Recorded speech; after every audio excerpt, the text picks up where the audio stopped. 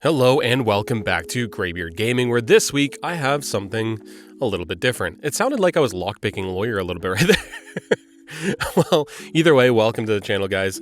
This week I'm going to be taking a look at my favorite game meme, but different. This was an interesting thing a friend of mine sent me, and I just want to go over it with you, and maybe you guys can fill this out yourself. I'll put a list in the description so you can just fill in the titles of your games for each category. But with no further ado, let's frickin' jump into it, shall we?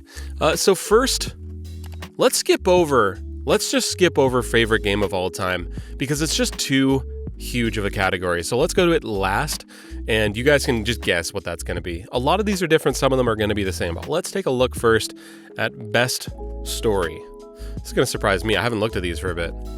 BioShock. Okay, so this category was really hard for me to remember. There's a million great stories in video games, and it was really down to which one was memorable enough that it just stuck out to me, and that was BioShock. The first time I played this game was on Xbox 360, sitting in my bedroom with the lights off, and the big twist, which I won't say anything else in case you haven't played it, the big twist shocked me to my core, and it was really an interesting thing where no other medium could have told that story. Only video games could do it, and that's pretty incredible as far as storytelling is concerned. The next game is Favorite Art Style. What's it gonna be? Drum roll. Shadow of the Colossus. Again, there's a million games with incredible art, but this one stuck out to me for the same reason. It's one of the first ones that came to mind. There's nothing like this. Well, it had a very interesting feel to it, for sure, as far as the sort of muted colors of this sort of dead world, and then just the art of these different Colossus and how it sort of forces you to feel like you're tiny when you're battling against them. It's really something amazing. Breath of the Wild was another one that I kind of liked for favorite art style, but I don't know, there's a lot of incredible art styles, and I'm sure you guys probably have some way better ones. Limbo is another one. Anyways, feel free. Tell me in the comments below what the best favorite art style of yours is, because there's a lot. I'll finish it someday. Yeah, it could be either this or Metal Gear Solid 5. I would also love to finish someday. I've started it so many times, but Kingdom Come Deliverance is a game I waited forever to come out. I loved it. It's really, really cool, and it used a lot of really interesting systems that I enjoyed. It really made you feel like an underdog, because it took a long time to even get a sword or even get armor, and when you do, you feel like a badass when you sort of start becoming a knight, coming from nothing. It's incredible. It's a great game, but there are some real slogs of quests near the middle of the game that made me drop off, and I've never gone back, and I'd love to someday. So I'm going to keep that in my I'll finish it someday category.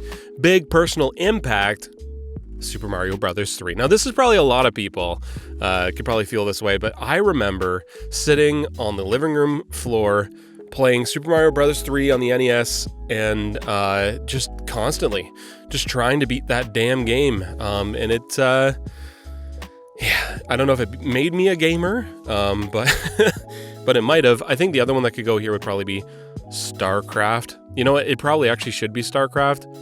Yeah, this probably should be StarCraft. Anyways, I messed up. Big personal impact, StarCraft Brood War, Battle Chest. All right, best combat, Mordhau. Okay, a lot of you probably might be playing Chivalry 2 at this point. Looks really cool too, but I cannot get over it. I loved Chivalry, I loved Mordhau for the same reasons. There's just something about all the intricacies of being able to move your torso out of the way of blades and parry and riposte and all the things. Boy, oh boy, it is very, very rewarding when you understand that combat system and really dig in. You like, but everybody hates. For me, this one is Escape from Tarkov. I don't think everybody hates is really fair, but I mean, a lot of people hate it, and I can totally understand why, because I hate it when I'm playing it too. So there's that. It's a game you love to hate. So really, in a way, everybody does hate it. But you know, it's incredible nonetheless, and will continuously have me coming back to it. I've gone back to it probably 3 or 4 times now, for months at a time, and can't get away from it. It's just like no other game. You hate, but everyone likes. Golf with Friends. I don't hate it either. I'm pretty competitive. I'm bad at just chilling when I play a game, so I end up getting really salty really quick. And yeah, it can get pretty nasty. So it's just not great sometimes. Underrated. Fallout New Vegas. I don't know if this is underrated or not. But as far as, ratings go, if you're not giving this a perfect score, then you're underrating it. So there's that. This game, man, I played Fallout 3 and then I found out that Fallout New Vegas was coming out and I got it day one and it was buggy. But it came around and it has, I would say best story. It could go to Fallout New Vegas as well. It is completely encapsulating. I don't know what the word is, but it draws you in from the get-go. It's an incredible, incredible game. I'm just going to leave it at that. If you played it, you also know what I'm talking about. It's great. Overrated, Call of Duty. I mean, this is pretty obvious. I don't really know what else I have to say about it. You either love it or you hate it. As far as shooters go, I cannot really get into Call of Duty anymore. Something I used to love, but is, I'm surprised it's still as popular as it is. Why do I like this? The Sims. Man, the amount of time I've spent playing The Sims is higher than I'd like to admit. Hey, you like what you like, and I'm going to be honest and say I played The Sims, The Sims 2, and The Sims 3 quite a lot. The Sims 4, not so much, but maybe someday. Game you always come back to. Kerbal Space Program. I have a lot of hours in this game, and I don't think that's going to slow down anytime soon. The only reason it's slowed down now is because I'm very excited for Kerbal Space Program 2, the sequel to KSP, which should be coming out sometime in the next decade. We hope. Fingers crossed, and I also hope it doesn't suck. But no promises there. Moving on. That atmosphere. It's Tarkov again. This could have gone a couple different ways as well, but Tarkov, you feel like you are just in the absolute depths of hell the entire time you're playing this game, and not in sort of like a fun Doom way where, you're having a great time. No, like you are miserable for a lot of this game. It is really tough. It can be very, very painful, and the world itself is very dreary and really has a lot of sort of like storytelling and world building built in. It's got an atmosphere of its own, definitely. Bad Day Cure. It's a good question. I don't remember what this is. Oh, it's City Skylines. Yeah, so I mean, any kind of city builder. If I've got time to just sit back, build a city, relax, nobody's fighting me, everything's fine. I mean, how are you going to be upset at that, How are you going to have a bad time when you're building cities and city skylines? Tell me that. Anyway, so after work relaxation, I couldn't come up with anything for favorite protagonist. So I just did the first thing I thought of, which was Sam Porter Bridges from Death Stranding. Oh boy, it's a protagonist, all right. He's got, a character and story and stuff. Anyways, after work relaxation, Rocket League, a game that I wish I played more. To be honest, I don't get a lot of time to just sort of like sit back and relax and play a game. But if I was to try and get just relaxed playing a game, Rocket League might be that game. It's a lot of fun. I do enjoy a good game of Rocket League. Biggest letdown. Yeah, so this one, man, luckily I saw the signs. I knew it wasn't going to be good. I didn't buy it, thankfully. But it's one of those things where during the actual trailer, listening to West Virginia being played and watching, this world that's going to be 4 times bigger than, or whatever it was, than Fallout 4. I love the Fallout series, and the idea of just like jamming that out with friends and like really just making that our game for like months on end sounded like an awesome idea. I was super excited, but excuse-moi. But, I saw the signs. And biggest letdown could have been Cyberpunk, it could have been No Man's Sky, but hey, I don't fall for any of these hype monsters. Don't believe the hype, folks. Listen to the reviews. Actually, don't listen to the reviews. Cyberpunk actually had really like fake reviews as well. Okay, don't trust anybody. Just wait till the game is actually out and you can watch somebody playing it on stream. Back in the day game, Halo Combat Evolved. Also Halo 3, I played a lot of, but Halo Combat Evolved, man. Sitting around, a couple of friends, playing Blood Gulch or Hang 'em High, pistols only. Whew. So good. So good. Memories, my friend, the memories. Not the best, but having fun. I also don't remember what this is. It's Skyrim. Okay, so in some ways, it was the best. It's just been out so long. Like, when it came out, this game was revolutionary.